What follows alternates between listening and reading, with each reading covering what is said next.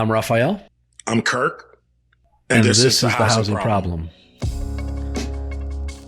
In previous episodes of the podcast, and please do catch up now at thehousingproblem.com, we've spoken with congressmen, commissioners, community leaders, developers, and advocates from across New York City about the challenges that make up the housing crisis and potential solutions to those problems. But the housing problem isn't unique to New York. That's why in season 3, we're really excited to be bringing experts from other parts of the country into the conversation.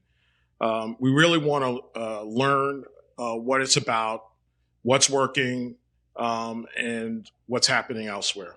And today we're talking with a person who's been on the front lines of taking on the housing problem in the state of California, which of course is infamous as New York is for sky-high housing costs. And we're excited to have the conversation and hear about what California has been doing to try to solve some of their housing challenges. I'm Rafael Sestero. I'm the Chief Executive Officer of the Community Preservation Corporation. I have spent over 30 years in affordable housing and community development in New York City and around the country, including time as the Commissioner of the New York City Department of Housing, Preservation, and Development. And I'm Kirk Goodrich. I'm President of Monadnock Development. Really passionate about affordable housing and grew up in the industry over the last 30 years. And so together we have over 60 years of combined experience in housing and communities across New York City, but also some experience across the country as well. So we've spent the first 2 seasons of the show talking about the housing problem in New York City. We've focused almost all of our time and attention on the 5 boroughs, the housing crisis that has been in existence in New York since, frankly, the 1950s and has continued to get worse despite enormous amounts of money being spent on affordable housing and really good work being done. And we could keep doing that indefinitely because there's lots of great people to talk to and lots of issues to explore that we haven't explored. And we will do some of that in season 3. But as Kirk mentioned, we're also going to broaden our horizons. We're going to try to recognize that New York is not the center of the universe, even though that's hard for us. We're going to try to learn from what others are doing, hear different perspectives on the housing challenges from across the country, because the one thing that we do know is that the housing problem that exists in New York is not just a New York problem. It's a problem in many, many places across the country. And we certainly know that lots of places are wrestling with the housing problem and the housing solutions. It's so true, Rafael. And I know you'll agree, there's really a lot to learn by looking at how other cities and states are tackling the housing problem. And a lot of great examples in places across the United States that have implemented laws and regulations and launched programs to address their own housing crisis. Some have succeeded, some haven't. But in either case, there are lessons that we can learn and folks we can talk to who have a perspective that we haven't captured so far on the housing problem. Yeah, I mean, I couldn't agree more, Kirk. And, we often in New York talk about there are no new ideas in New York because we've tried so many different things. And so this is a tremendous opportunity for us to find new ideas in other places and learn from the successes and the failures in other places. And today's guest is from California, and I can't think of a better place to start to dig into this than in California. Much different place than New York, but very similar housing challenges and issues in many ways. And I think we can relate to their situation, to the issues, to the dynamics, the politics of housing, and hopefully we can learn some things about how communities have pressured lawmakers to open up more of California to development and create more opportunity for folks in the great state of California to find affordable housing. So let's give the listener a little context on California to set the stage. CSNBC this year ranked California second on its list of the most expensive places to live, behind only Hawaii. Fewer than 55% of Californians live in a house they own, and that's actually less than any state but New York. And only Hawaii has a higher median sales price or median rent than California. And while state officials have said Californians need to build 180 homes a year to meet that current need, they currently only build half of that. That sounds a lot like the problem we have here in New York City. The high cost of housing, and by the way, the average housing price in San Francisco is around $1.5 million. So that has contributed to the high rates of poverty and homelessness that you see in California and actually across the country. And not coincidentally, the housing crisis has created a homelessness crisis in New York City and California that's only been exacerbated by what we've seen as far as asylum seekers flowing into the country.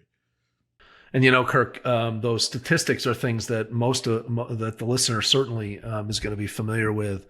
In New York, and what's really astonishing to me is that if we were to be talking to somebody from Kansas or Texas or Ohio, we'd be having a very similar conversation. And so this is not just a coastal problem anymore. It's a problem that most communities all across the country are facing. And so fortunately for us today, joining us on the housing problem, who is someone who knows these statistics all too well and can speak about the problem in California, but also someone who has been intimately involved in advocating for solutions. And so we're really excited to welcome Nolan Gray, who is the research director at California YIMBY and author of many things, including a book called Arbitrary Lines: How Zoning Broke the American City and How to Fix It. And Nolan is a professional city planner and an expert in urban land use regulation. He's currently completing a PhD in urban planning at UCLA and serves as an affiliated scholar with the Mercatus Center at George Mason University, where he advises state and local policymakers on land use policy. In addition to his new book, Arbitrary Lines, he's a widely published author, contributing frequently to publications including The Atlantic, Bloomberg City Lab, and The Guardian. And we should note that while Nolan is, a California voice that we're going to hear on the housing problem, he also did spend time in the great city of New York at New York City Department of City Planning. So he's seen it all from the East Coast to the West Coast, and we're excited to have you here. So welcome, Nolan, to the housing problem. Thanks so much. It's a pleasure to be here. Yes, I've been in many dysfunctional housing markets.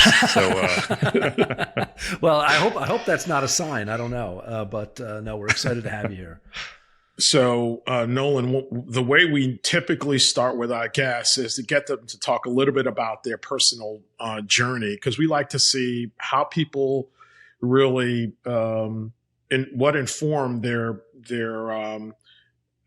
journey into the affordable housing field and how they see the housing problem. Mm-hmm. And so for you, you're from Lexington, Kentucky originally. You spent time in New York City, went on to California. So give us a sense of what your journey has been and what the influences were to kind of get you to where you are right now.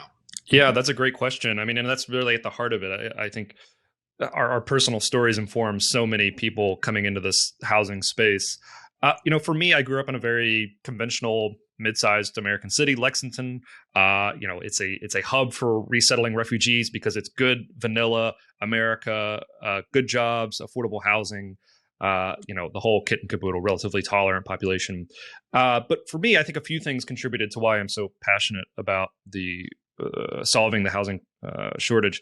The first is, I think like many people in Kentucky, I have seen rural poverty, and I've seen the incredible opportunity that the ability to move to a city can offer folks. Within my own recent family history, everybody who's been able to move up out of poverty in places like Eastern Kentucky has done so by moving to a city where there's lots of great jobs, lots of great educational opportunities, lots of opportunities for growth, and creating a better life for you and your children. More directly within my own life, I grew up in a very typical American suburb, the type of place where you scrimp and save and work part-time until you can buy a car at 16, and that's the only way you can get around, right? And moving to DC, if the New Yorkers will allow, a bit of a big city for me coming out of Lexington, moving to DC and realizing just an alternative mode of living, a way of living that that has offers you just unlimited opportunities, exposure to new ideas, work opportunities, personal development opportunities, and then of course moving on to New York.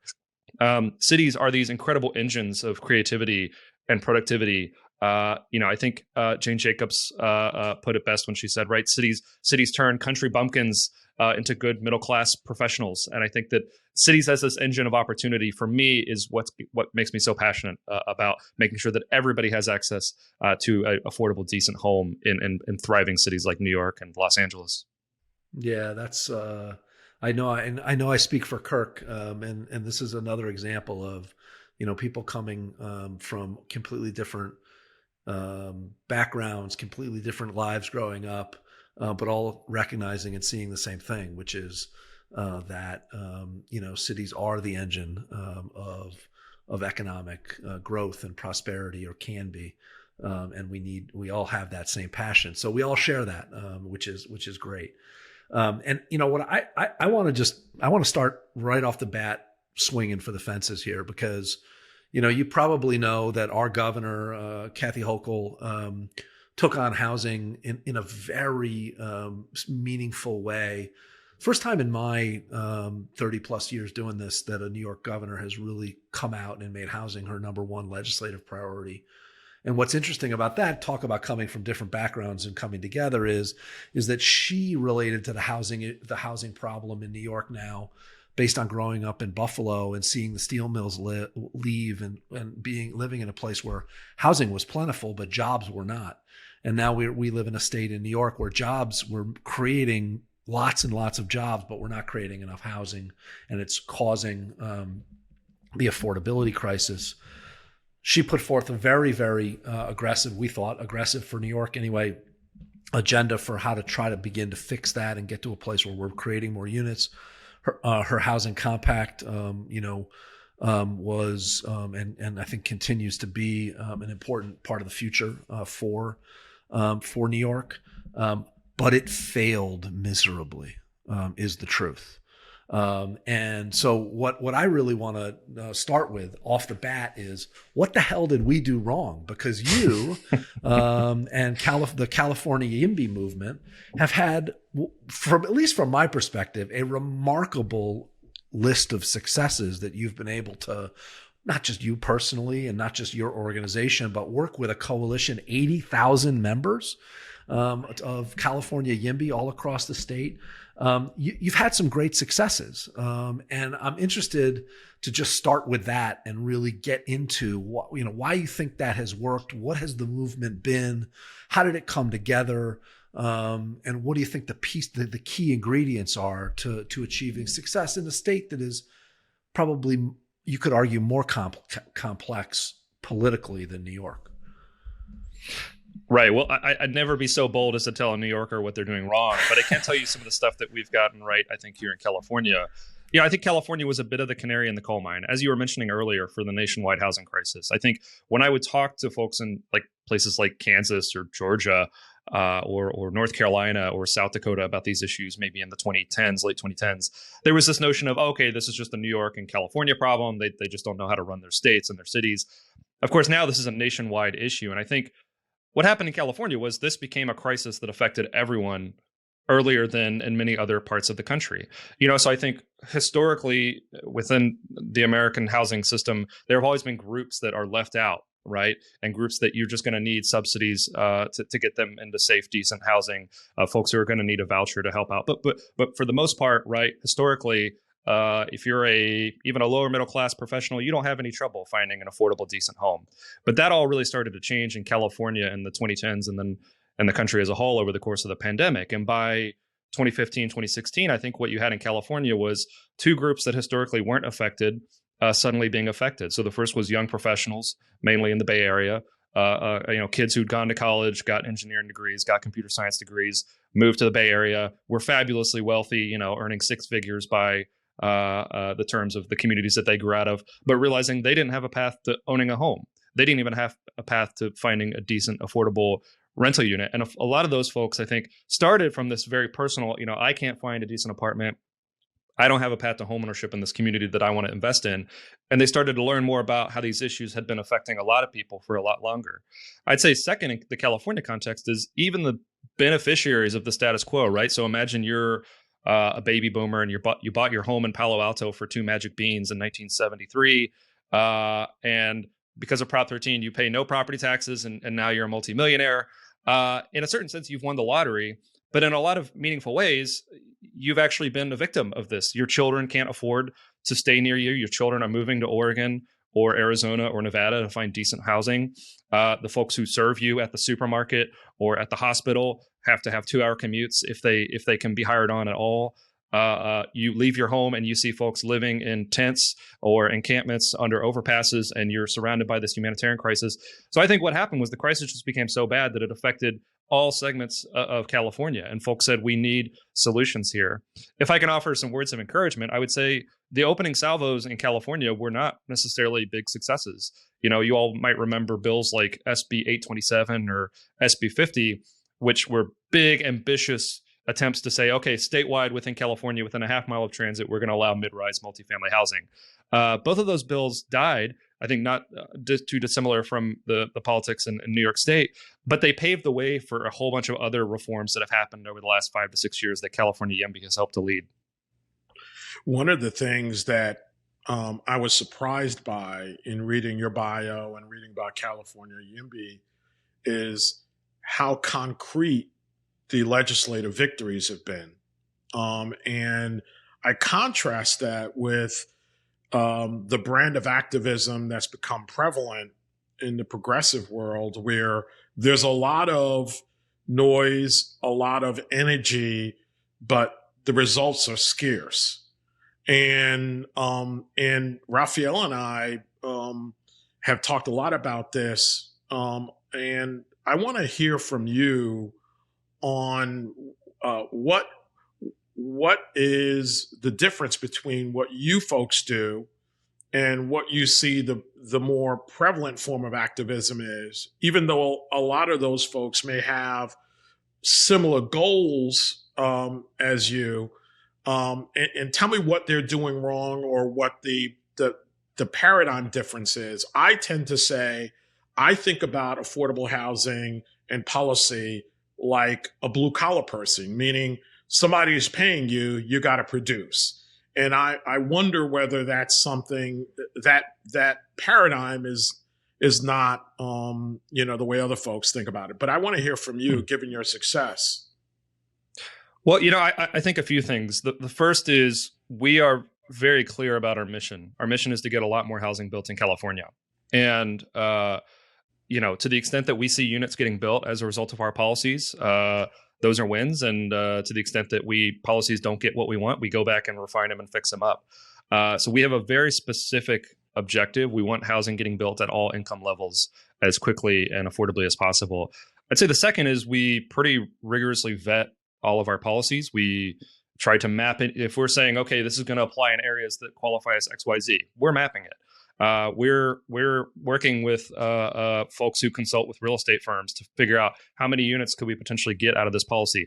Is the type of housing we are legalizing, does it pencil, right? It's very easy to pass a law, allowing for some hypothetical development. But if you go out and you talk to your small scale builders about duplexes, or you go out and you talk to your affordable builders about mixed income projects, and they say, I can't do it, you got to respect that, right? Those are the people that are actually going to implement the law.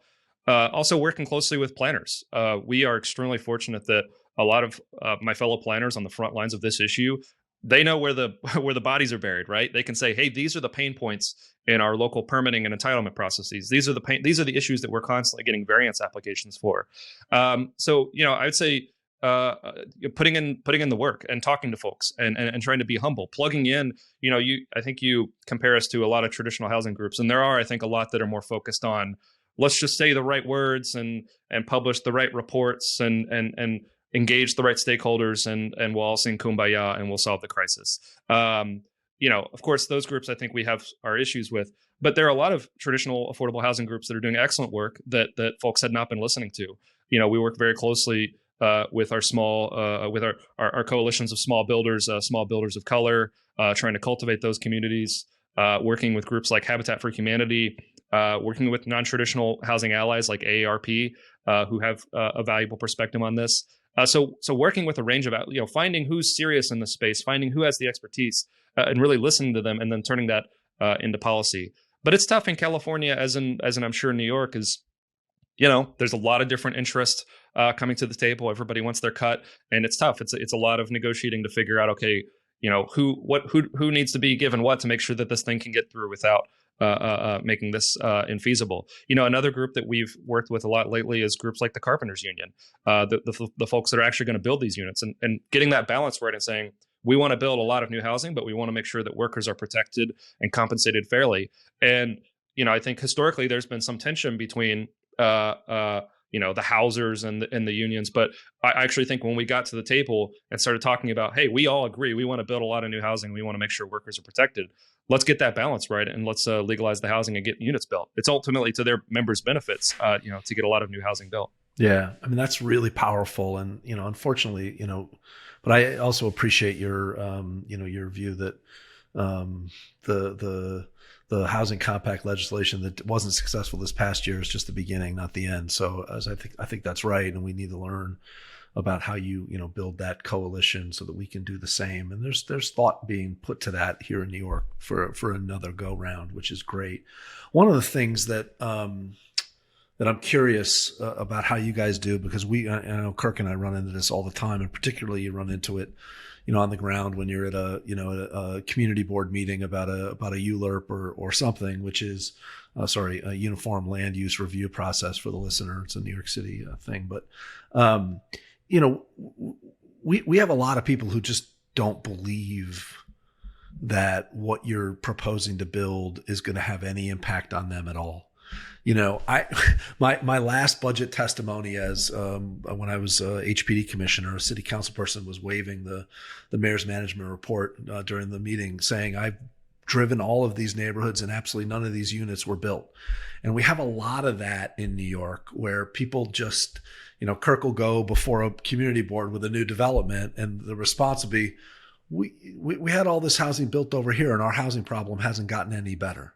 Right. And so one of the things I'm interested in is how at California YIMBY, you guys are thinking about evaluating the impact that these new policies and these new things are having. And are you finding that data is available, and that you're able, you're a data and research guy, are you able to find that data and help continue to build the case that while for that individual who was so motivated because the housing problem became personal for them, right, to keep them focused on the prize, they've got to see some impact, and it may not get to them for some time, right? And that, I think, has always been this thing we have with housing. It's been hard to sell people that what we're doing is actually helping. Mm-hmm. Well, yeah, I think that's so important. You have to meet people where they're at on this issue. Of course, you're going to have ideologues and dyed-in-the-wool NIMBYs who show up at these things, and they just want to yell at you, right? I mean, I remember we'll stop using New York examples here in a minute, I'm sure, but I was at a public hearing and somebody was complaining about the traffic impact of a project, and I said, oh, well, we did seeker, we did a traffic impact study. I'd be happy to share it with you. And they were like, oh, that stuff is all crap. Right. It's like, well, okay, then I don't know that you're really interested in the traffic impact. Right. If there might be something else going on here. But so, there are folks who are like that. They're just going to oppose. But there are a lot of folks who say, I think perfectly understandably, hey, I'm concerned about some real impacts that could be mitigated with this project. Or, hey, I saw a new building go up near me and my rents didn't come down. Right. And I think that's a perfectly reasonable, normal way that folks engage with housing. I think what you have to do is just tell the story and be honest and make the case. In a place like New York, yeah, there might have been a building that went up near you. But when you look at, for example, New York City housing permitting in a per capita basis, New York is building at a rate more comparable to Detroit or Cleveland, cities that are beautiful cities, but cities that are actively losing population, than they are to a Dallas or a Charlotte, thriving metropolises that are really New York's peers potentially. So, I'd say that on your first point, right? Yeah. It's just making the case, saying, hey, look, here's what we know about homelessness. Here's what we know about rents. You build more housing, you have less of those issues. As far as tracking what we've done here in California, I'd say two of the most successful things we've done so far have been statewide legalization of accessory dwelling units, otherwise known as granny flats or mother-in-law units for folks who don't know. So those are additional units that a homeowner might have in his or her attic or basement or garage or in a structure, carved out of the unit. Since 2016, when the state legalized those statewide, we've seen 60,000 new ADUs get built across California. Wow. Most of those, they're overwhelmingly being rented out. Most of them are being rented out for $0 to family members or friends, hence the granny flat moniker. Folks use them to house aging parents or for aging seniors to house young adult children. 60,000 ADUs built, mostly going into high opportunity areas too, that had historically not built any housing, in some cases in decades.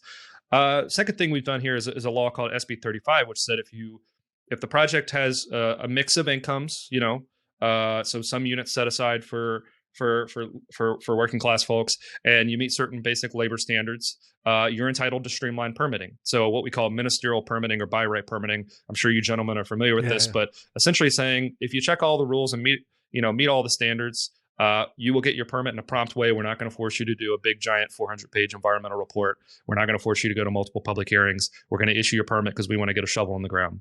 That's been in effect for the past few years, and that's helped to streamline 20,000 new units getting built, mostly deed restricted, affordable. Of course, those are exciting reforms, but in California, as in New York, the shortage is huge. And so we know we need to do more.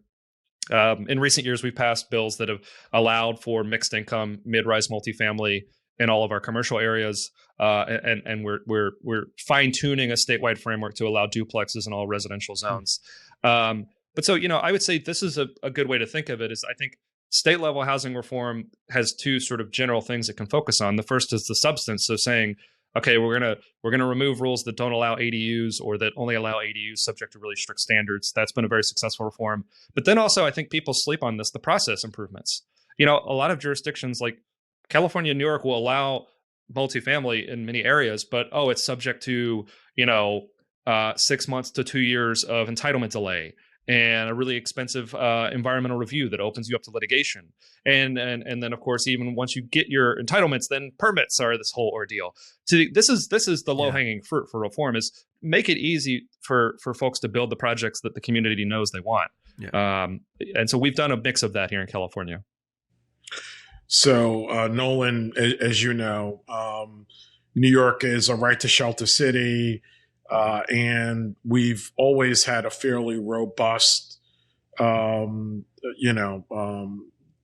of Homeless Service shelter system that over the last year plus has been stretched to the limit as asylum seekers have come into the city.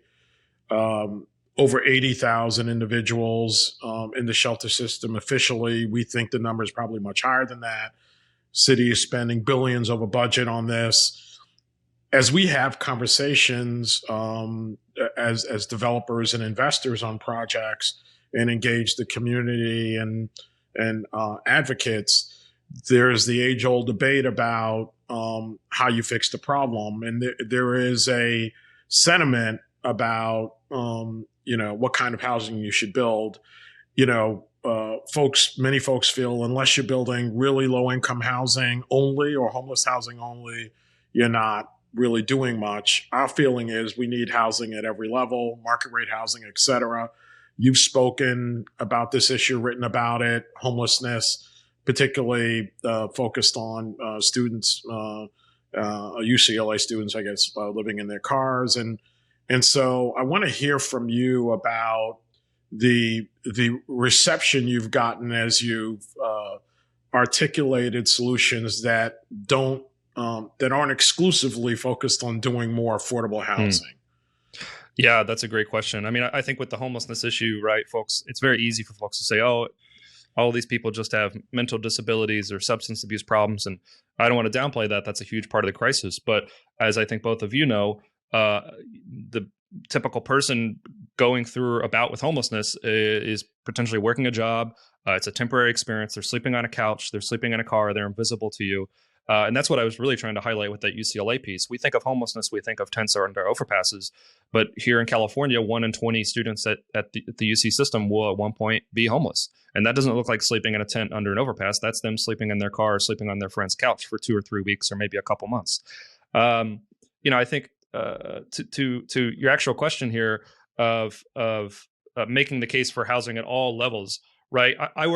We talk to homeless service providers all the time, and they say, look, I have a client who I've lined them up. They have maybe a Section 8 voucher. They're ready to go, and we just literally cannot find a unit. There's just literally not a unit available to put this person into. Every other part of the system has worked. They got a caseworker, they got a voucher, which, as you all know, is not easy because we don't fully fund Section 8.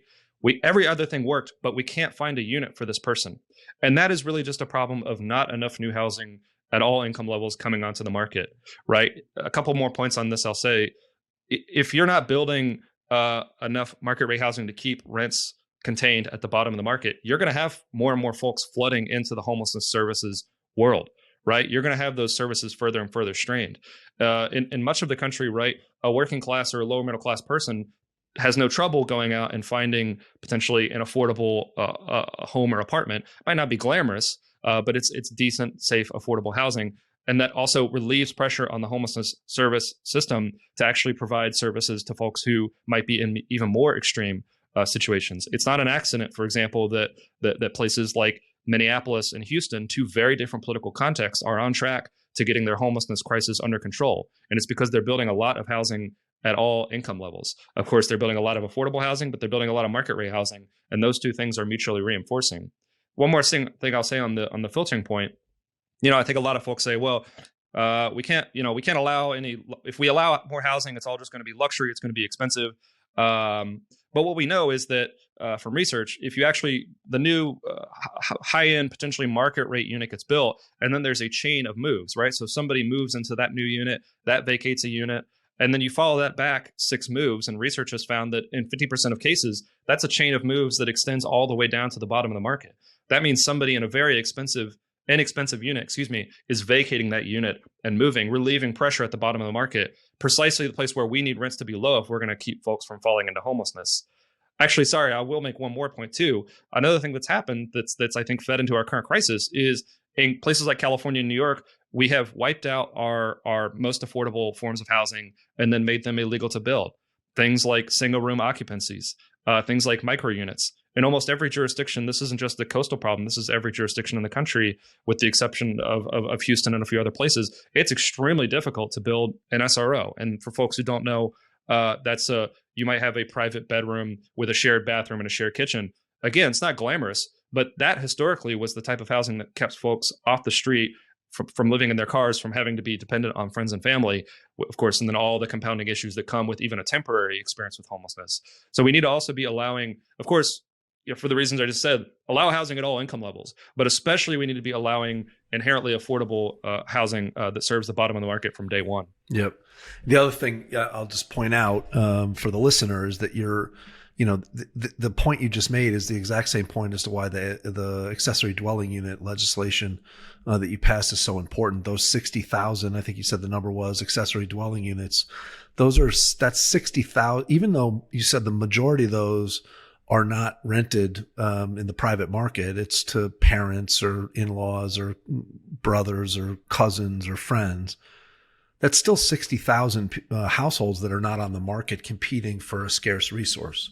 So it does reinforce itself. And I think that's it's a nuanced argument that as housers, we struggle to make, but which you just made, really articulately and beautifully. So I really appreciate it. Yeah. Can I make one quick point, please. Raf? The funny thing is, we spent our lives in affordable housing, and I told Rafael that the word filtering as a mechanism to free up affordable housing at the lowest rungs is only a term I've heard in the classroom when we were both undergraduates studying affordable housing, and once or twice in the last 30 plus years. And so as a concept, it works, but practitioners don't observe it, nor do housing bureaucrats and policymakers in government. It's a fascinating thing. In fact, the association I cheered did not want to make 421A tax abatement a affordable housing initiative they supported because they viewed it as being really a market rate initiative, not really understanding or embracing the concept of filtering, which is as fundamental to affordable housing as anything else. It's just fascinating to me that you brought that up. It's so true. And it's so true. And it's something that I think, the progressive movement in New York, completely misses. And I just think they don't, and maybe nationally, I don't know, but it's almost like you're trying to prove, you're saying to them that trickle down economics actually worked, right? It's almost, so we're going back to that Ronald Reagan era label, right? And that is not like, this is a specific issue in the housing market that if you actually just explain it the way you just did is so obvious that that's what happens. And we just don't think about it that way. I do think it is really challenging to making the case that you need to build at all levels. If you can't explain the filtering concept well, you're not gonna get there.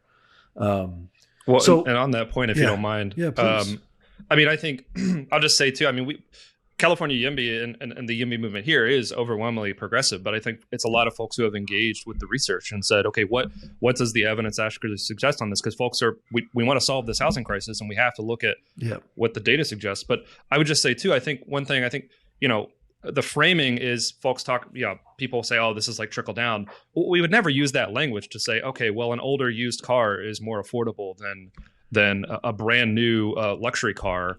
Right. But that older affordable car is only affordable and accessible because new cars have been produced and folks have sold off their old cars and bought a new one. It's such a great way. And this is a thing that happens immediately too. It's not even a matter of taking years and years.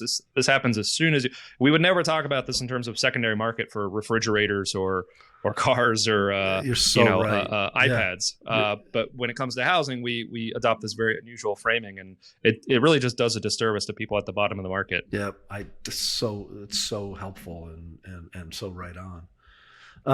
So it's a very similar topic, but let's obviously it's all connected, but let's shift gears a little bit. So, you wrote a book called Arbitrary Lines. That's very focused on zoning, which, lots of people hear about zoning. Obviously, being in the development and real estate business, we know zoning, and we learned about it in planning school. Kirk and I went to planning school together. But you don't really think about it except as it relates to a specific project often, right? And I think the average person hears zoning and they just roll their eyes and kind of want to go to sleep because it's very esoteric, it's very wonky, and it's really complicated.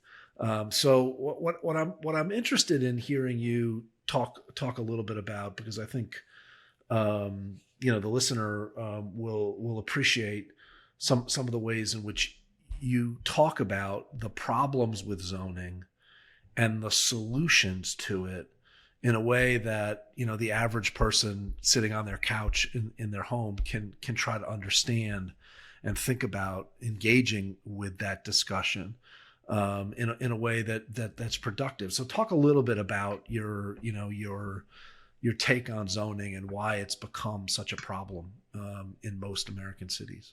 Yeah, right. Most people live happy, normal lives where they don't think about zoning at all. And if you want to continue, with apologies to the host, you might want to tune out. That's right. But jokes aside, zoning is the key to understanding the form in many cases that American cities take today, for better or worse.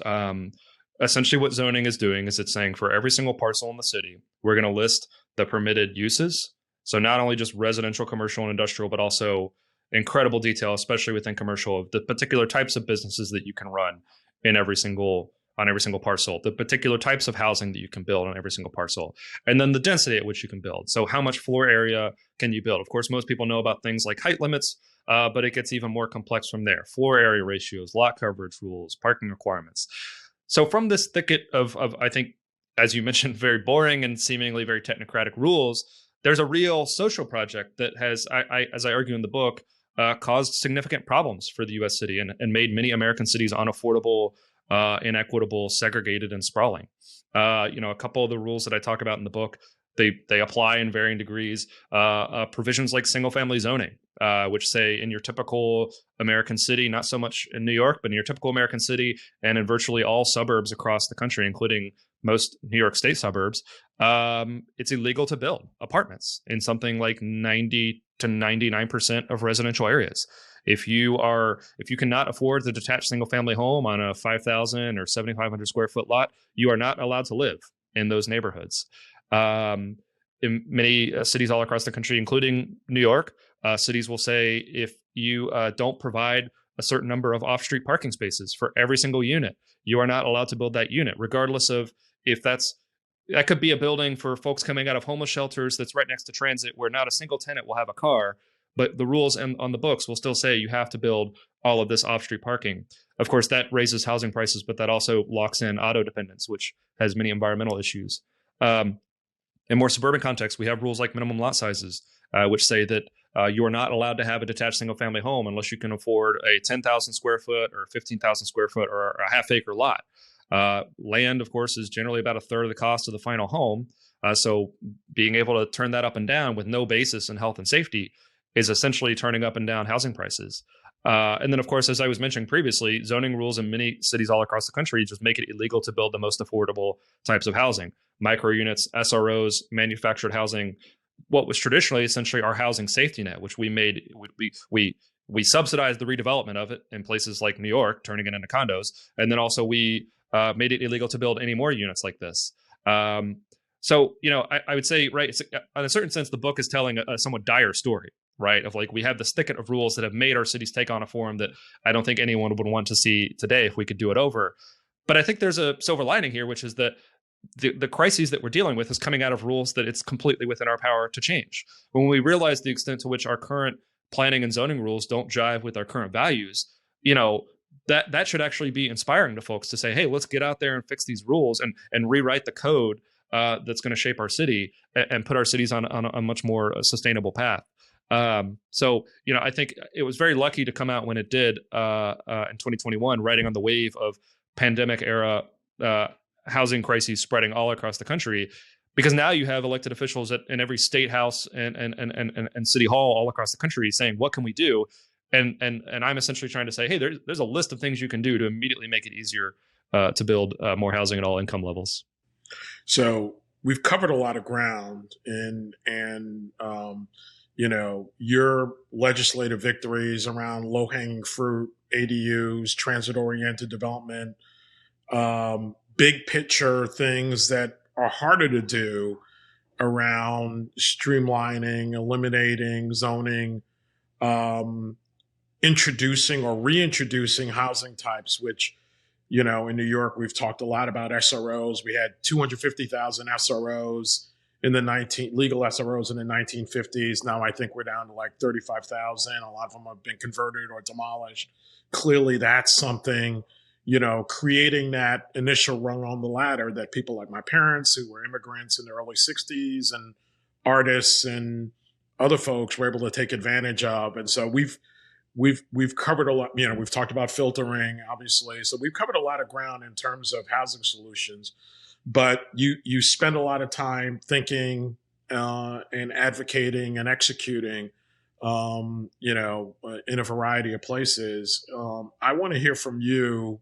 Are there other things that you feel are fairly novel, or, could be things we haven't discussed yet that are simple, that are really compelling housing solutions given what we're facing right now? Yeah. I'll say to survey, I would say there's a lot of zoning low-hanging fruit. Allow missing middle typologies, low-rise multifamily in all of your residential neighborhoods. Allow ADUs. Get rid of your parking requirements. Lower your minimum lot sizes to actually allow for starter homes. Allow for those inherently affordable typologies like SROs and manufactured housing. A lot of process improvements. Have more projects be ministerial. Set clear rules. If developers follow those rules, issue the permits in a prompt manner. Those are the real low-hanging opportunities here. As far as the next steps, a few things that we're thinking more about here in California is considering some building code rules where the U.S. is unique, right? So, for example, our mandate to have two means of egress for structures over over 4 stories. I believe in New York, this does not apply, but in many jurisdictions, essentially the only type of mid-rise multifamily you can build in the U.S. is this 5/1 double-loaded corridor because of these egress rules. And you can't build the type of point access blocks that are very common in Western Europe and East Asia that are more accommodating, that have more efficient floor plates and are actually accommodating to more family-sized units. So we're thinking a lot about building code rules, things like elevators, thinking more about subdivision rules. So here in California, we have subdivision rules that make it very difficult to build the type of maybe small townhouse or cottage court subdivisions that developers are eager to build, but they're saying, if I do this, it's a long discretionary process and I have to pay all these fees. That's another thing that we're thinking a lot about. I think in general in California, the process here is a rethink of what's the scale at which to make a lot of these decisions. To my mind, I think part of what went wrong with U.S. city planning is that we said, okay, we're gonna give land use planning to every single local jurisdiction, and they're gonna have complete authority over it with very little state oversight. But we know that housing markets and labor markets don't stop and start at jurisdiction boundaries. They're regional. They're metropolitan. And so when you have this heavily fragmented land use system where the decisions that one jurisdiction is making might be totally untethered from the reality in a neighboring jurisdiction, you're always going to have issues. And one of the things that I haven't talked about so far that we've done a lot in California is just trying to come up with more fair share mechanisms to say, look, jurisdictions, you still have wide domain over how you plan, but we know that you need to at least be allowing this amount of new units, given housing market indicators and population growth expectations and job growth expectations. It's up to you to figure out how you plan for that, but you have to make a plan for it. That's something we've been doing a lot more of, and having a more regional, I think, and state level approach to some of these issues that are matters of regional and statewide importance, and saying, okay, we're going to take a new approach from the approach we've taken over the last 100 years, where every local jurisdiction was doing zoning completely in isolation, and taking that broader view that I think will actually allow you to deal with problems at the scale at which they exist, rather than this heavily fragmented way. Yeah, I mean, Nolan, that's actually a great note to end on, because our problem across the country is one that requires us to use all solutions, and everybody has to be in the boat together rowing. And it's been great to hear the stories that you've shared, both from your research and your writing, but also from your work on the ground in California, making a real impact. So thanks for being on, and we really appreciated your perspective and enjoyed the conversation. Obviously, a lot more we could be talking about, but we really appreciate you taking the time and joining us today. Yeah, it's my pleasure. Keep fighting the good fight. I'm in California now, but I still care very deeply about New York. So it's crucial to get it right. New York is America's city, and we want to keep it a place where anybody can show up. Kirk, like you were saying, so that immigrant can show up, so that artist can show up, so that working class kid who grew up in New York can stay in New York. Those are the folks that we're fighting for. 100%. And congratulations on your journey. What an amazing journey. And the work you're doing is seminal work, visionary. More people need to know about it. So thank you. Thank you. So thanks again to Nolan Gray, Research Director at California YIMBY and author of Arbitrary Lines, How Zoning Broke the American City and How to Fix It. Great conversation. Obviously a lot to learn, not just for New York, but for everyone around the country. We really hope that these conversations lead to a greater understanding of not just the housing problem, but what the solutions entail and what it's going to take in order to turn the corner in our housing crisis. We hope you all enjoy listening to The Housing Problem. I'm Rafael Sestero. And I'm Kirk Goodrich. You can contact us and find out more about affordable housing in New York City, or anywhere in the country for that matter, at thehousingproblem.com. And please remember to subscribe and share The Housing Problem, because the more we explore the housing problem, the better chance we have of finding the housing solution.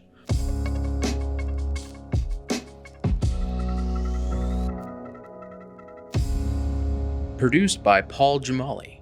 Executive producers Rafael Sestero, Kirk Goodrich, Eric Biederman, and Tom Corsillo. The Housing Problem Podcast is a top content production from Marino PR.